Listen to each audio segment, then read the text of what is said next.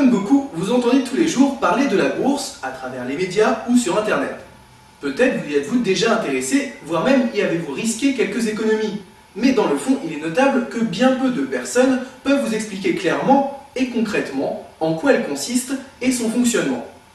C'est ce que nous allons étudier dans cette première leçon. La bourse est en fait un ensemble de marchés financiers où s'échangent différents produits tels que les fameuses actions, qui apparaissent bien souvent comme la référence, mais qui ne sont finalement qu'un type de produit parmi tant d'autres qui pourront, et nous verrons comment, s'avérer plus intéressantes pour vous.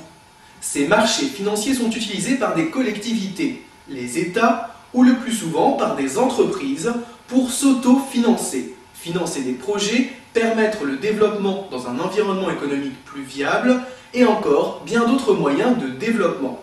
Des intervenants, gros investisseurs ou petits porteurs achètent donc soit des parts des sociétés, soit un coupon que l'État doit rembourser avec des intérêts, ou encore bien d'autres types de produits, dans l'optique qu'ils soient de plus en plus recherchés, de plus en plus demandés.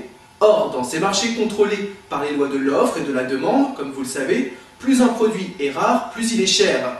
Et le gain d'intérêt à l'égard d'un titre fera monter son prix. Ainsi, l'investisseur parviendra à vendre un produit à un cours plus élevé qu'il ne l'a acheté, ce qui lui permettra de dégager des bénéfices que l'on appelle aussi les plus-values. Le prix d'une action fluctue en fonction de divers éléments et événements qui se complètent et que nous classerons en trois grandes catégories.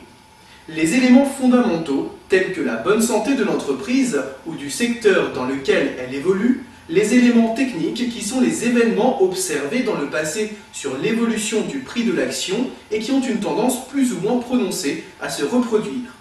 Enfin, l'aspect psychologique, avec des paramètres tels que la peur, l'impatience ou encore l'enthousiasme, voire l'excès d'optimisme des investisseurs. Bref, tous ces sentiments humains, d'ailleurs souvent très amusants à observer, et qui peuvent faire vendre ou acheter une action, grimper ou descendre son prix. La bourse est donc un environnement où tout le monde peut, à sa propre échelle, devenir l'associé d'entreprise en achetant des actions par exemple, ou devenir un partenaire financier d'une collectivité, voire même des États, grâce à certains types d'obligations.